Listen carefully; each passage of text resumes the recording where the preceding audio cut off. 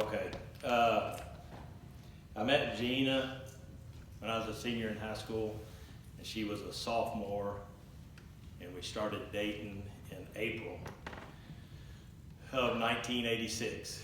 And by, I think it was October 1987, Gina found out that she was pregnant.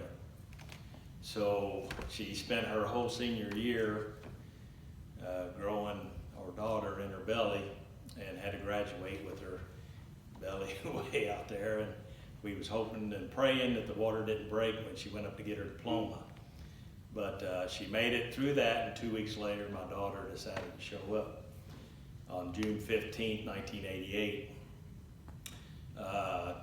2 weeks later, we got married on July 1st. Gina wasn't even 18 years old yet. Her dad had to sign for her to be able to marry me. So anyway, she turned 18 July 20th, so it was like 3 weeks shy of her 18th birthday that we got married. So we started out on the wrong foot, and that was obviously a rough road for us to travel down. But the Lord blessed us, and I think in '89 I started working where I work at now.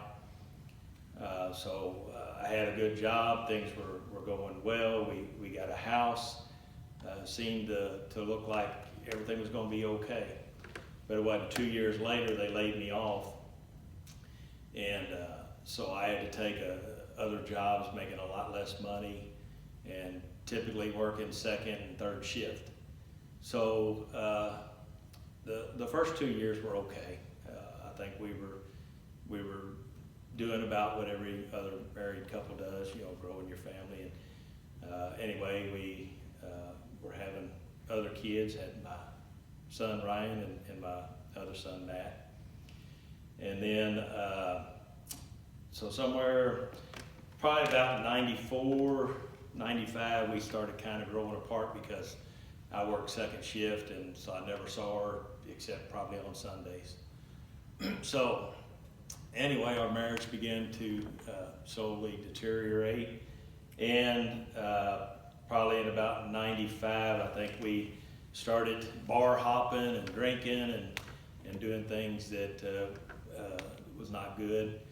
So by 96, I told her I was done. I wanted a divorce. So after sharing that news with her life kind of came crashing down, and she had made an attempt on her life. So I had a choice to let her go or to stick with her. And I'm the kind of guy that when I make a commitment, it's forever. So I stuck with my girl, and I helped her to pick up the pieces of our broken life. And I said, if we're going to do this, we got to cut out the drinking, because the drinking's killing us. So we quit drinking for a few months, I think, maybe 6 months, and then we started drinking again, and right back into the same lifestyle that about destroyed us in 96. We ended up selling our home and moving in with mom and dad in 96, and we lived with them for 3 years. So by 99, I got to the point where I'd had enough with living. I didn't want to be married, didn't want anything. My kids, I was never seeing my kids. I was working all the time. We were falling apart, and so anyway, I told Gina that I wanted a divorce. And so her only option was to move in with her dad, which was not feasibly possible down here. There just wasn't enough room for the kids and stuff, or to go live with her mom in Texas. So she called her mom, and Texas seemed like the choice. And I thought, well, that's good. I'll get her away from me. So we headed down to Texas on a Thursday night, I think it was. I think we made it to about Nashville, which is like 4 hours away. And I said, I can't drive anymore. I can't do it. So we got a motel room and stayed there. And looking back, I would say that was God trying to tell me, son, don't do what you're thinking of doing. So anyway, I slept it off and woke up next morning even more determined to get her to Texas. And I was going to fly back. So drove her to Texas Friday. We got there Friday night. And while we were there, we had a big, huge fight. And it just didn't go very well. Needless to say, I left the van with her. And I went and got on the plane Saturday. And I flew back. And again, during that big fight, I said, I'm taking the kids back with me. And I think that was God trying to tell me, look, get back what you're about ready to give up, son. But I didn't do it, and I yielded to the devil and said, okay, this is what I'm going to do then. So I got on the plane, and I come back, and you know, Dad had a lot of guns in his house, and I could have easily went and got one of his guns and took my life, and that's what my plan was, to get them away so that I could take care of myself. So anyway, I didn't want to do that to Dad. So I thought, well, I'll get a paycheck in a couple of weeks because I spent all of our money to get him to Texas. And I said, I'll just go buy one and then I'll take care of myself. So I went back to work, and there were a bunch of guys there. And you know, I told them I took my wife to Texas. I'm getting divorced, and they started talking to me. Hey, let's go up to the bar, let's party, woo! And that sounded like a great idea. I thought, well, yeah, I'm gonna do that. You know, I've been married. Let's go for it. And I probably would have went that route, you know, one last fling before I took my life. But my buddy that had been talking to me about Jesus was walking past me at work, and I asked him, I said, are you going to church on Sunday? And he said, yeah. I said, well, I think I'd like to go with you. So instead of going out to the bars on Friday and Saturday, I waited till Sunday. I was like, what's the point? You know, you get ready to kill yourself. It's just stupid to do that. So I went to church with him for the sole purpose of apologizing to God for what I was about to do. And I walked into the church, and you know, for years, for 30 years of my life, I'd been talking to God. I'd had conversations with him. My prayers were more along the lines of, why are these things going wrong? Why aren't you helping me? That was all. I was complaining to God. I wasn't really having a conversation with God. So when I walked into that church with the plan that I had, when I walked out, I had met Jesus. And I don't know if I was literally walking out of the doors with my mouth like that, but that's the way I felt. And I went back to the house, and Mom said, how'd it go? And I said, well, Mom, I've been looking for this my whole life. And she said, well, I'm glad you found what you were looking for. And then I began the conversation with Gina to get her to come back to Kentucky. And my plan was at the time to get us back, not so much husband and wife, but mom and dad, you know, to make sure that I was there for my kids. And so I come up with the bright idea, I'll move down here off of Highway 60, right down the road from her dad, and she can live with him, and the kids can stay with me till we can get her set up in a place, and then the kids would live with her. So it took her a few weeks. July 4th was when I walked into the church door and met Jesus. And I think it was probably I don't know, July 16th or something when she come back. So when she came back, I said, well, we're going to church on Sunday. So my buddy said, well, you need to get into the Sunday school class. So me and her went to the Sunday school class. And my buddy didn't stay. He had something he had to do that day, but he introduced us. So we went into this class of people that we've never met and sat in their Sunday school class. The following Saturday, my mom got sick and was in the hospital, so we missed church that Sunday. Mom was in pretty bad shape, and by Tuesday she had passed away. So I missed the rest of the week of work and went back to work on Monday. And then Tuesday, is when we moved to Meade County.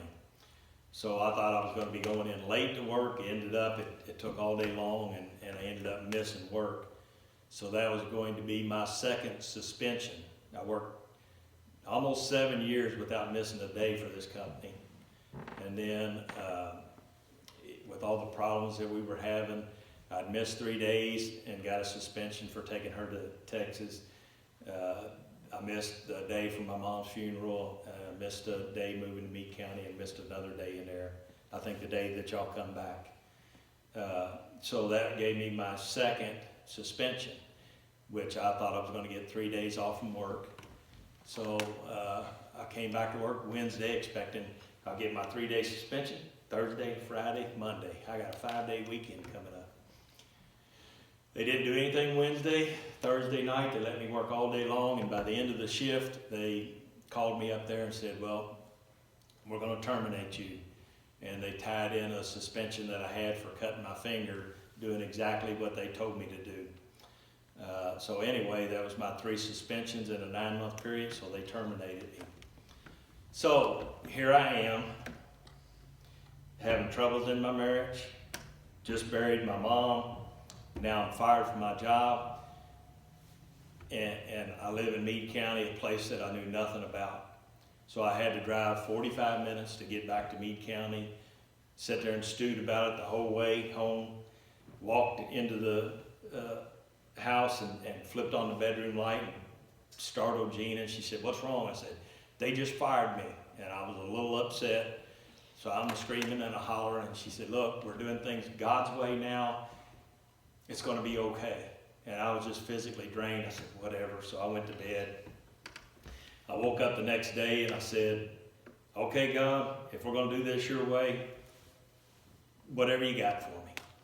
Well, just a few weeks after that, I got hired back on where I'm working at now, making a lot more money, a better treatment at my job. And we began the process of healing our marriage. And I thought it was over, but God had other plans, obviously. So we started going to church, and by October we went forward at church, and October 17th, me, Gina, and my daughter were baptized. And then I think maybe 6 months later, the 2 boys got baptized. And then we came to find a church in Meade County. We ended up moving over to about where we're at now. And so I said, well, we need to find a church where we can grow and serve as a community. So Rock Haven was right there, so we started going to Rock Haven and got involved Sunday nights, Wednesday nights, whenever the doors were open, we were there. And it wasn't too long after that,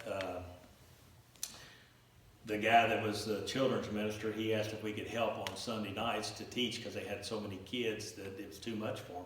So me and Gina started helping, and then it slacked off a little bit, and we lost some kids. So they said, well, how about we take a Sunday night and you take a Sunday night, and we can kind of take a break, every other week. Said, okay, so we did that. And then we got a new pastor, and the ones that were the children's minister, they left, handed me the children's minister stuff. So I began working with the kids in 2002. So,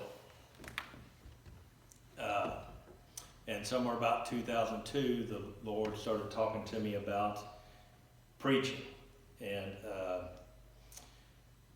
I told him he was out of his mind. He's got the wrong guy. I can't talk in front of people. I can't do it. I got stage fright. I have a hyperventilation.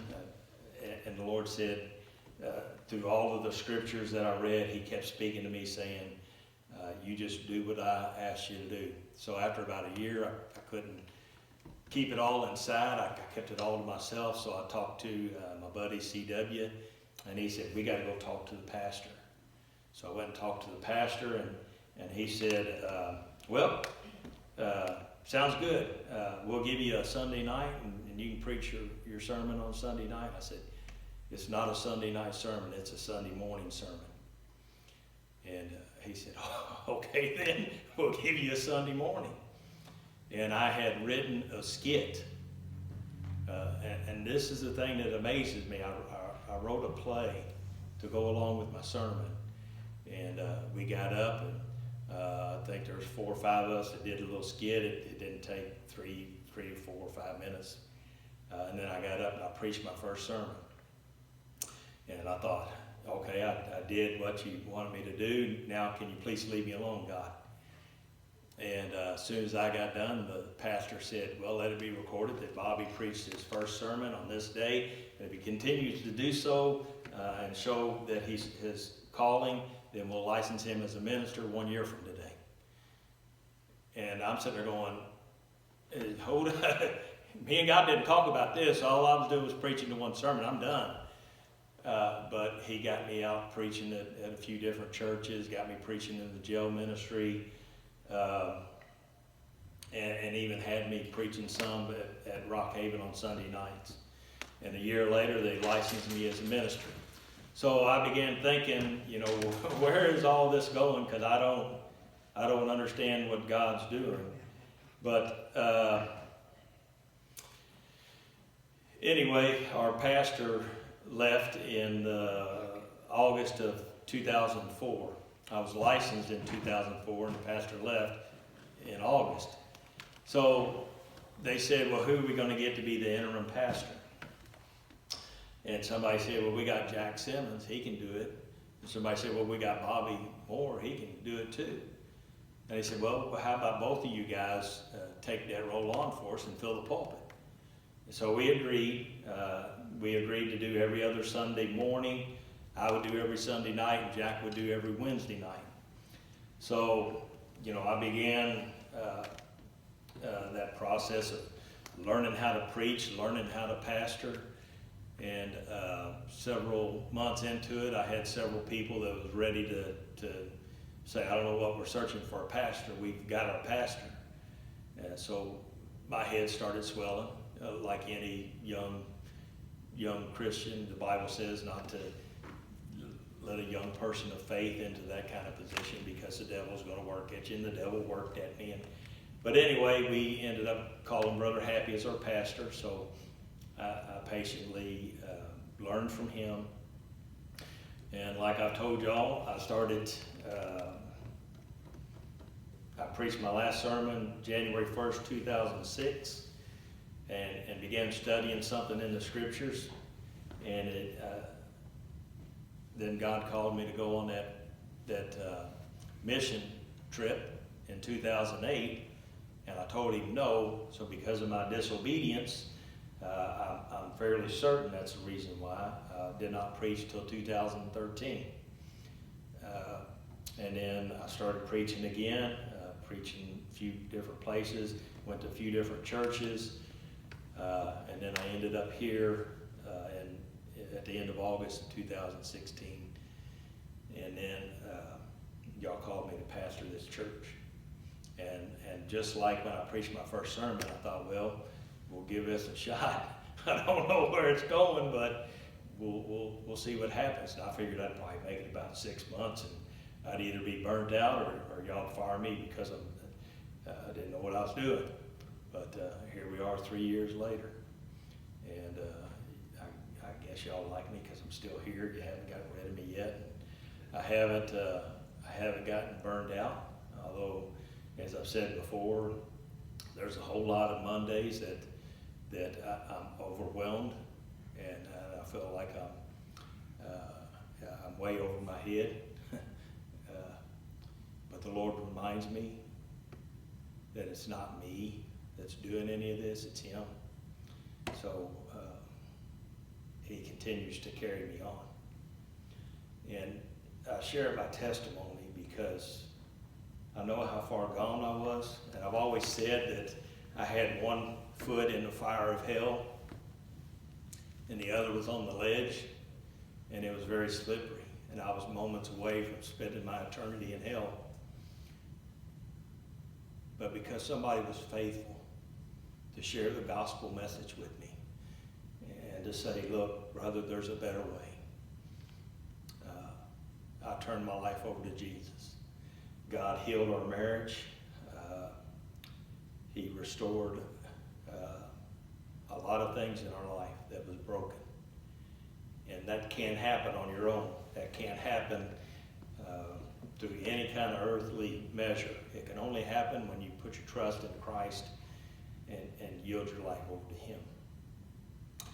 I think in July we are going to be celebrating 32 years of marriage.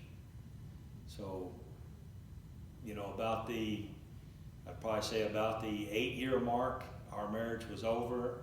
From the 8-year mark to the 11-year mark, we was pretty much, we was in really, really bad shape. But God has thoroughly blessed the last 21 years. And I still find that amazing that He took something so broken and made it well. So when I stand up there and preach about I know what God can do, I can tell you, I know what God can do if you'll just let Him work through you. And I know the fears that everybody has. I know the thing that creeps up inside of you and says you can't do this. I know that God says you can, because it's Him doing it. God led me to go to Honduras in 2016, and last year, how do you do that without God? I don't know. I don't think you can. But I think that's my testimony. I don't think I missed anything. If I did, I'll probably cover it in a sermon one day. But that's all I got. Yeah, you